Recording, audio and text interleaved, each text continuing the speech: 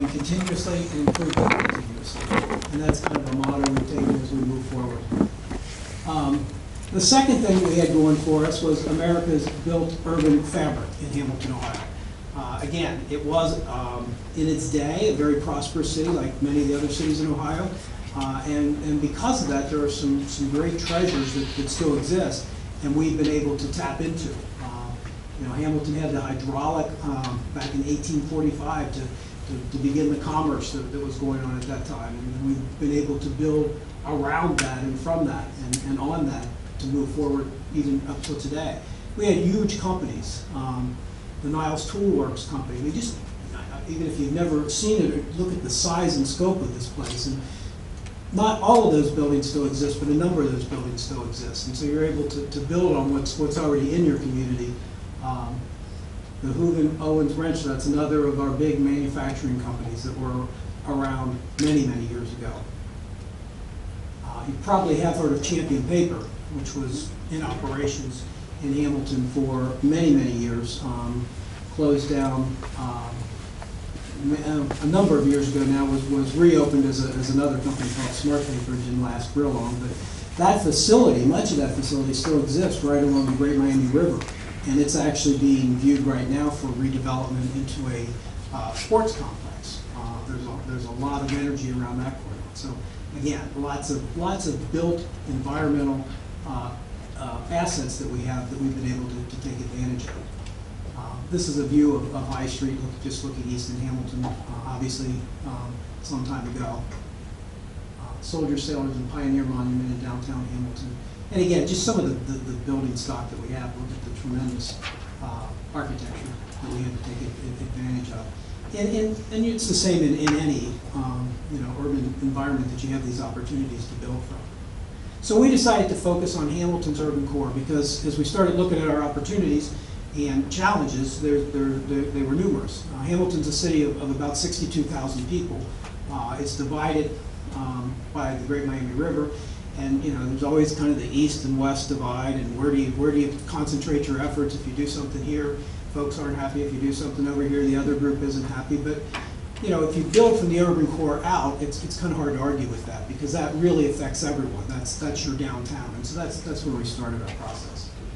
And then here's obviously some of the residential areas that surround the downtown, so it's still within the urban core. The other thing that we brought together was the city leadership. A city council was elected probably now about 10 years ago that decided they were going to move this forward, and they put together a strategic plan that allowed that to happen. And so following on that, and they hired a young, aggressive city manager who was willing to come in and take chances and just kind of moves very quickly and embrace the idea of reinventing the community. So between the city leadership, the new city manager, the community foundation, the Chamber of Commerce, we found a lot of fertile ground to try to move things forward. So again, you bring together all these groups and you start to get a net collective effect of all these different groups in the community, whether it's the business community, the arts community, the philanthropic community, the population, the home ownership. We all kind of came together and started working together on some of this. And we like to say it's an all hands on deck approach. Again, things don't happen easily. You need to have everybody working together. Soon after our city manager came in, I think it was 2010, he took a number of us on a trip out to Dubuque, Iowa. He was originally from Iowa. And they were doing great things. And you go on those tours and you see how everybody's being successful and you get kind of jealous and say, what is it that you guys are doing and how can we do that? And the one thing that I took away from that trip is that they were all kind of all hands on deck. They met on a weekly basis, all of those folks, the folks from the chamber and from the Visitors Bureau and from the city government and from the county government and from the community foundation, met on a weekly basis to talk about what's going on. And so when we came back to Hamilton, we borrowed that idea. And so we now have a meeting every Thursday afternoon, which I'm missing right now, but every Thursday afternoon at 1:30, a group of us meet, and it's the Hamilton Economic Development Team. And we just talk about what's going on? You know, who's buying this building, or what's going on with this piece of property, or how can we do these kinds of things? So it's had a huge impact on what we've been able to do. This is the foundation strategic plan. Essentially, we were able to build our strategic plan on what other folks were doing so that we could help accomplish those goals instead of kind of being out there doing something differently. So our first one, you know, we needed to increase our assets so we could increase our impact. That's kind of an internal thing. But the rest of them were community focused. Create a better educated community, increase the economic vitality of the community, and enhance the community quality of life. So our strategic initiatives aligned up with the city's strategic initiatives, and again, the Chamber's done a similar kind of things, and other organizations as well. So we started working on revitalization. And there's a number of these projects. I'll show you a couple of these as we go through. This was the first project where we got involved in impact investing, though. This was the Mercantile Loft is the buildings. It's actually 3 buildings. They're connected, but they were individual buildings. And I went back and checked the date this morning. It was 2003 that we got involved in this. Literally, the city had purchased these buildings, and they were getting a lot of pressure to tear them down because they were in really, really bad shape, and we'll see in just a second.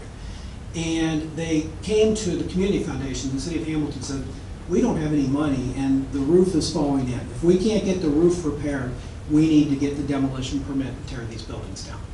And we obviously didn't want to see that happen, but we didn't know exactly what we could do. And we stumbled around for a while and eventually came up with the concept of loaning the city of Hamilton $800,000 to fix the roof. And that's what we did, and that's what they did, and that saved the buildings. Now, they didn't get restored for many years after that. They sat, but they were secure and watertight, and so they weren't getting any more damage to them. So, and that investment, which made my board at the time very nervous, was the first time we did anything like that, because we didn't know that we'd ever get repaid, because it was kind of contingent on if they got a TIF, we would get the money back quicker, but if they didn't get a TIF, we would get paid it.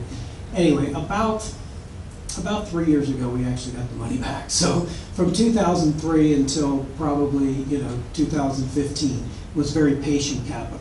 But that's what we looked at as impact investing, working, and got us at least started down that track. These are some of the pictures of the building. So when I say it was in bad shape, I'm not kidding you. It was that. It had this huge skylight that was obviously not in good shape, and water was coming in through that, and some critters and all kinds of things were causing problems in the building. And finding the right person to do it was kind of challenging, but we did, and that's kind of how it turned out. It's now apartments right in downtown, living spaces, as well as offices and retail businesses right in downtown. So that was like the perfect example. It was a relatively small amount. I mean, for us, 800,000 was a pretty big amount, but on some of the other numbers you look at, it was easy enough to wrap your brain around, and it worked. A few years later, we were approached about this project, which was the Hamiltonian Hotel, and this is the one I said we basically borrowed what Springfield did. They had the Springfield Inn, we had the Hamiltonian. They were built by the same builder. They were run by the same company, and they started to run into trouble about the same time. And so the Turner Foundation in Springfield got involved with converting their property into a Port Airbag area, and we learned about that. And so we were then asked to get involved in this project. And I can assure you, we had no interest in the hotel business. I still remember the first meeting I went to. I sat at the end of the table and had my head down and hoped that nobody would notice I was there, because I couldn't see how a community foundation was going to get involved in a hotel project. And yet, at the end of the day, it was obvious that nobody else was going to do it. And if we didn't do it, the hotel could have closed, which would have probably been okay. I think our bigger concern was that the hotel didn't close, that it became, a seedy hotel right in downtown, and would really have had a much more negative impact. So this was serious impact investing. So in order for us to do it, we had to purchase the hotel, but we purchased it out of foreclosure, essentially, so that the price was pretty reasonable there. But then we partnered with a hotel firm to do the work, but as with many things in life, the cost was a lot more than was initially anticipated. So what we thought was going to be a relatively small investment wound up becoming a $6.6 million investment, which was a big number for us, and still is a big number for us. Fortunately, we were able to go out to the community and raise a little over $4 million of that. So we went out and told people, we're raising money, we want you to give us money, charitable contribution, and we will then use that to invest in the hotel. We'll set it up as a patient capital type thing. So we were able to raise a little over $4 million. We put about a little over $2 million of our unrestricted assets in it, and we purchased the hotel, renovated it into a Courtyard by Marriott. I can't say it's all rosy now, but it's doing very well. The value of the property's increased probably about 40% from the last time. Well, we did this in 2005 and 6, and then of course the Great Recession came, so the property value was decreased at the beginning. But since that time, it's creeped up and is very successful. And the one thing I like to point to about this is, I mentioned our city manager before, who came to town and really made a lot of positive changes. When he was coming in to interview in our community, he was a little concerned as he drove in and saw some of the less desirable areas of town, and was very nervous about what am I doing here coming to Hamilton, Ohio. And he said the fact that they had this Courtyard by Marriott, and he saw that and he saw the effectiveness of it, convinced him that it was a good place to come and work. So, but for this being here, we wouldn't have had the city manager, we wouldn't have had the other things that have come since then. So I think this is probably the biggest impact that we've been able to have. Soon after that, we got involved in ArtSpace. Anybody heard of ArtSpace projects? It's a national company, and they either build new or renovate buildings in communities and make them available as live workplaces for artists. So it kind of creates two things. It creates activity in your downtown and revitalization, but it also brings an artistic kind of community to downtown. So a little bit of vibrancy comes with that as well. The company that does it is ArtSpace, and again, they're a 501c3, so this was an easier thing for us to participate in. Our impact investing in here was essentially through grants, because we were working with a 501c3, and we were able to do that. That's what the building looked like when they started. I don't know how many of the buildings in your community have the what we like to call the radiator covers on them, where they covered up the really nice stuff, and that's what it looked like back in the day, the Strauss building. And it was a long process because they had to get historic tax credits to do that, and they didn't get them the first 2 times they applied, so there was a delay. A lot of people lost heart, but we continued with the project, and lots of renovation later. They're now set up as designed exactly as they were supposed to be. Live workspaces right in downtown, housing artists, and providing opportunities for them, but also creating that livable and workable place in our downtown environment. This was the old Journal News building in downtown Hamilton. Those of you that are familiar with Journal News, Cox Publishing, Dayton Daily News, that whole group, they had an office in Hamilton. They were going to close it, consolidating as they did a couple years back. And they offered the building to the community.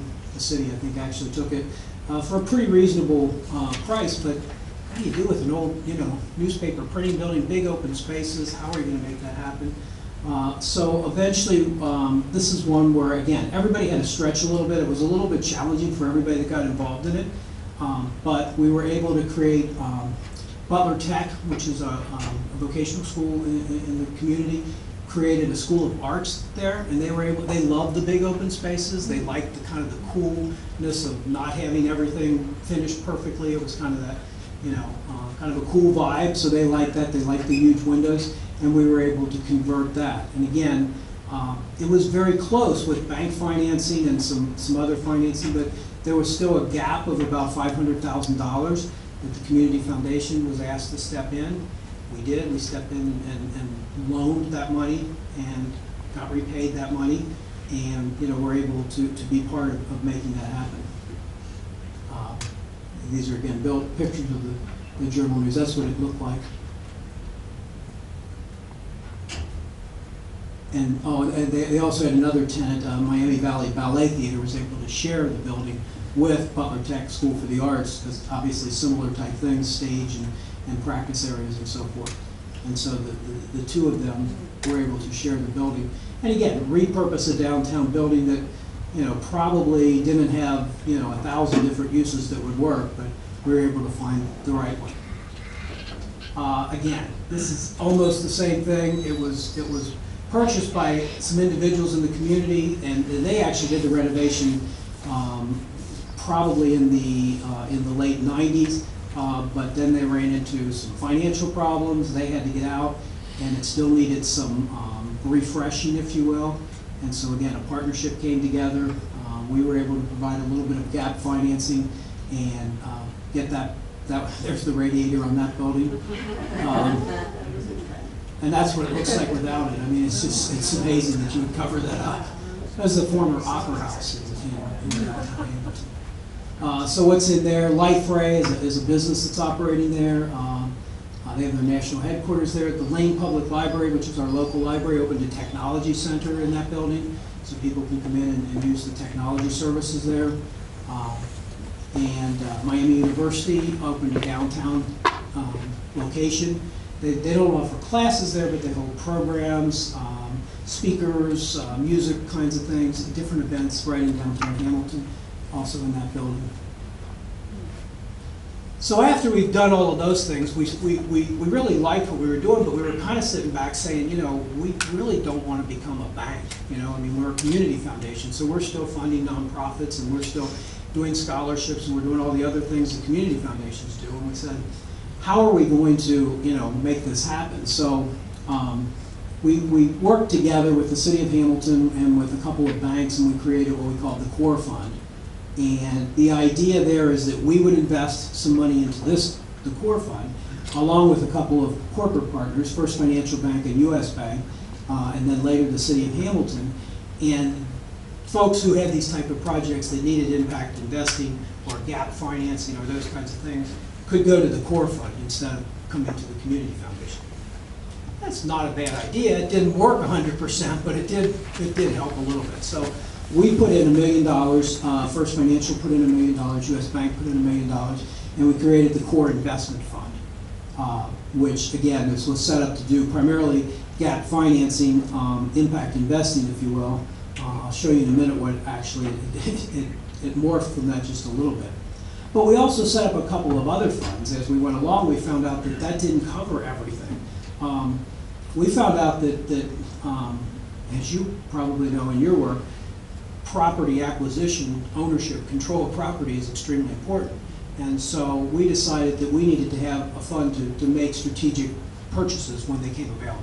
So we couldn't just say, oh, we'd like to do development here and then not own the property and say, you know, that's not going to happen. So we set up a fund, and a lot of this was funded through the City of Hamilton to purchase buildings as they became available, and then, you know, set them up for future renovation. And then finally, the last one, which I kind of like a lot, is we set up the Core Residential Redevelopment Fund. In addition to doing all these commercial properties, there are neighborhoods adjacent to downtown that really are cool neighborhoods but need some renovation. And we had a donor who gave us his home. He was, instead of selling it and, you know, whatever, he just gave it to us. So it was worth we got about $250,000 from it. So we took that $250,000 and put it in a fund called the Residential Redevelopment Fund. And then we started using that to purchase property and renovate property in the downtown neighborhoods. And it took off like crazy. It was very successful. Actually, the $800,000 that the city finally paid us back for the roof for the residential, we put that into that fund as well too. So it's got about $1 million in it now, and it revolves. You know, if somebody buys a house, then, you know, somebody else can be available to do that as well. So that's who we base, you know, 3CDC is kind of who we base that on. So these are some of the things in our funding toolbox now. As you look at traditional private equity, historic preservation tax credits, public economic incentives, gap and bridge financing, crowdfunding and financing, and new market tax credits. And we've used all of those. and at various amounts and in various times. The city taps into these kind, and they even have more that the city's able to do. For example, Land Bank and Port Authority that we're not able to take care of. But it gives us, it's intentional versus opportunistic development. It's patient capital, it's public-private partnership, and again, the key is that site control. These are just some pictures of the various buildings. This is the one that was bought with the first funds, the $3 million from the core fund. It's an old Elder Beerman store in downtown Hamilton, if you remember that. It closed. It was purchased, renovated for StarTech, which is a firm that does call center. They do a lot of calling for a number of things. That's how it's set up. So it brought jobs to downtown. There was also room in the building. There were other tenants. This is called Inside Out Studios, which is developmentally disabled folks who create art projects on a regular basis. Also, there is a deli in the building, and Fort Hamilton Healthcare opened a primary practice as well. Right up the street from here is another building that looked like this.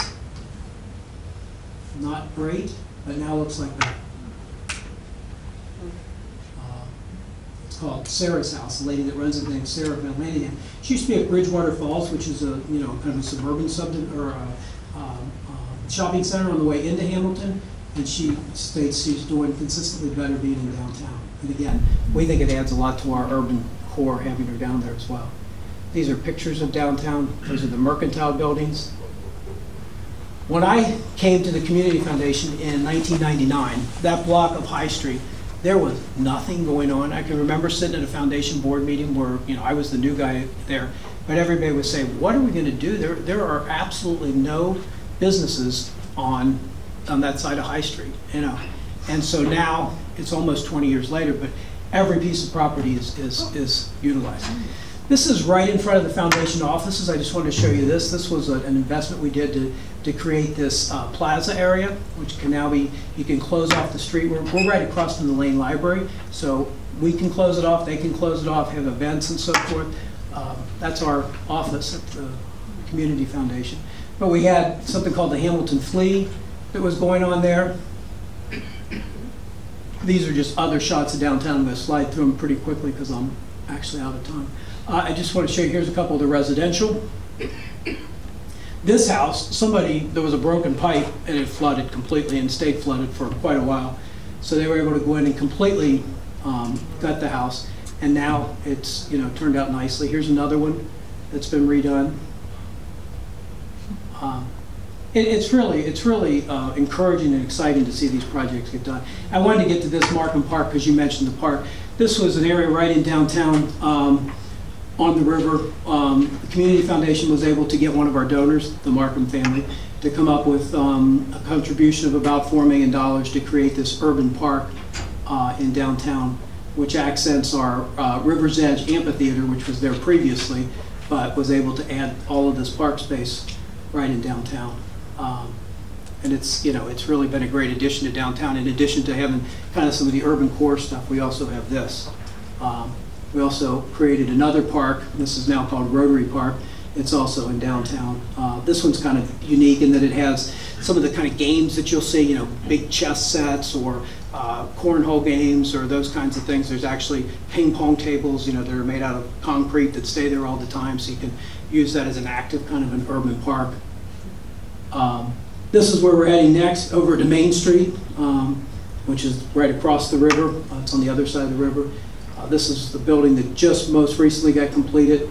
This building, I moved to Hamilton 20 years ago, and it was always boarded up and used for storage. I found out it was boarded up and used for storage for 50 years, right as you drive across the bridge. Now it's been renovated. Quarter Barrel is a restaurant bar. They just completed, they just opened. They're going to have actually a rooftop dining where you can look out over the city. That'll be the view from their rooftop dining. And again, that's a core project that just got completed. Great Miami Crew also is something that's going on downtown. But I think I'll stop there and see if anybody has any questions or comments.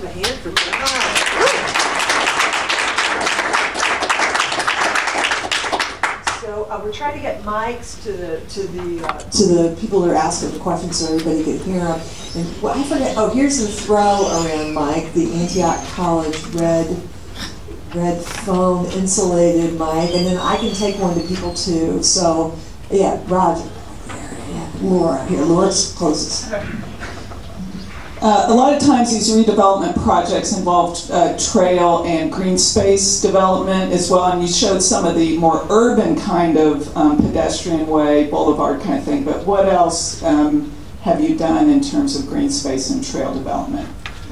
We actually, we extended the Great Miami Recreational Trail from downtown Hamilton out to Rentschler Forest Preserve. That was a major project we did within the last 5 years, I guess, and so that was about a $3 million project it wound up being. When we first bid it out, it was about $1 million. Took a little longer than we thought. Acquisition took a little more money than we thought. But so yeah, we've done that. And the other thing that the city of Hamilton has done is on all of their new construction projects, whether it's urban or neighborhoods, they're looking at complete streets and being able to include the biking and pedestrian ways as well. So. A lot of that's being done, not quite on as great a scale as some of the other stuff, but it's thoughtful in the process still. Thank you.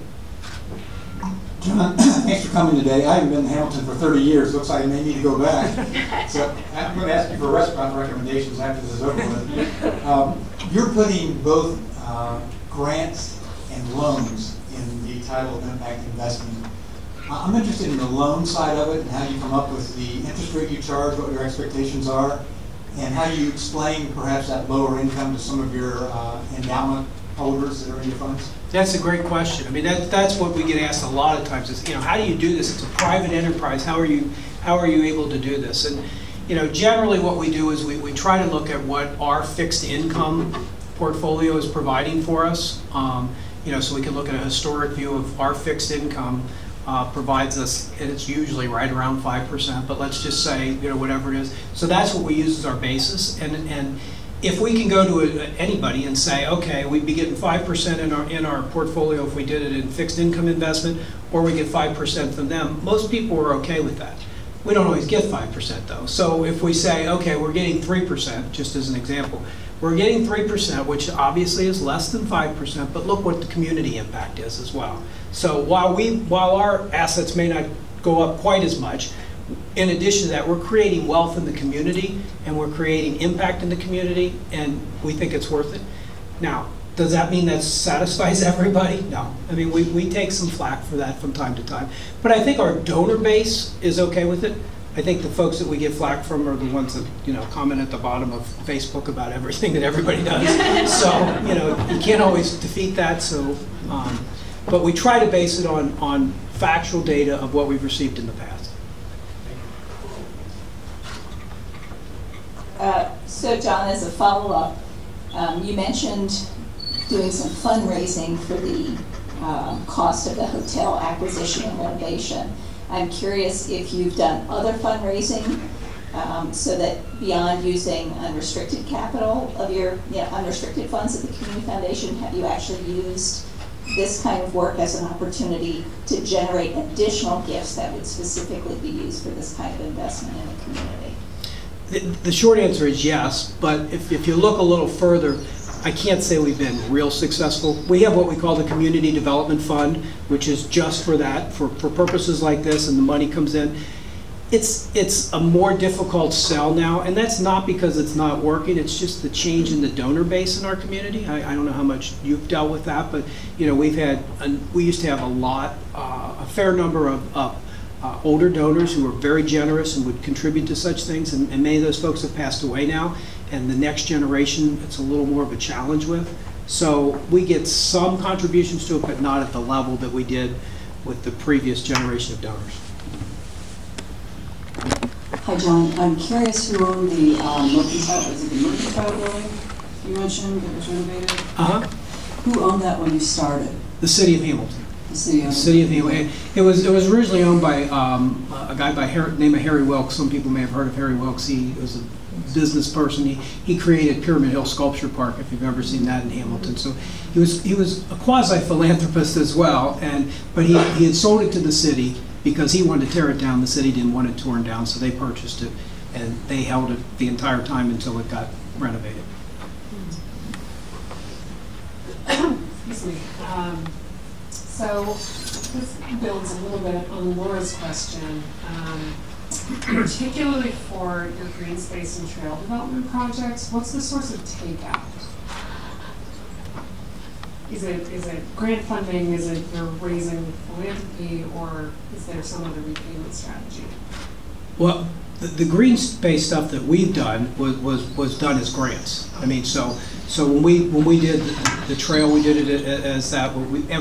The Markham Park is a straight gift. The River's Edge Amphitheater, which connects to that, which is also it gives access from the amphitheater down to the river trail. That's all been done as grants. Again, but it's been in collaboration, because originally, again, as I said, the price of that kept going up, and we were at the point where we couldn't figure out how to get people from the amphitheater down to the river, and it was going to cost, I think it was like $500,000 or $600,000, and we said, we're over budget already. Well, the city stepped up and did that project. So again, it has been collaborative. Do you know if Clean Ohio Open Space has been used much in Hamilton for any acquisition? Clean Ohio? Yeah. At least it was, several years ago when it was, I didn't know a lot about the program, but the city had a specialist who did that, and yeah, a number of properties were transformed through that. Yeah, the brownfield part of Clean Ohio has kind of been defunct for a while, because Governor Kasich rerouted the revenue source for that. But the green side's really active, and that occurred to me in terms of your question, Lee, that that could be the takeout. That green space acquisition fund has stayed fully funded now for, well, 6, 8 years, I think. We're up again in the capital bill for it, so it's definitely a time to keep talking it up. But it's been so popular with legislators. Springfield used the brownfield cleanup a lot, which is we great used the brownfield. too. I'm not familiar with the other, but it sounds like a great opportunity. Yeah, for green space acquisition, it's really great, and, Yeah. and public access is, very tip of the top for them as far as funding priorities. Any other questions? Yes. I'm really impressed with all the improvements you made there, especially along the river and so forth. Looks very beautiful. I used to go to Hamilton a lot for theater and different kind of performances and so forth. One of the problems I had with Hamilton was all the parking meters. You still have them. You notice we don't have any here. Not as many. They're gone from High Street. They're gone from most of the side streets. The only place where parking meters remain are in some of the areas where the merchants have said we need to get turnover, but along High Street, which is the main street through town, and on Main Street, we've gotten rid of them. We've limited parking to usually like 2 hours of parking so that you keep getting the turnover. So, yes, we've gotten rid of most of them. All right. Other questions? All right, back up to Roger.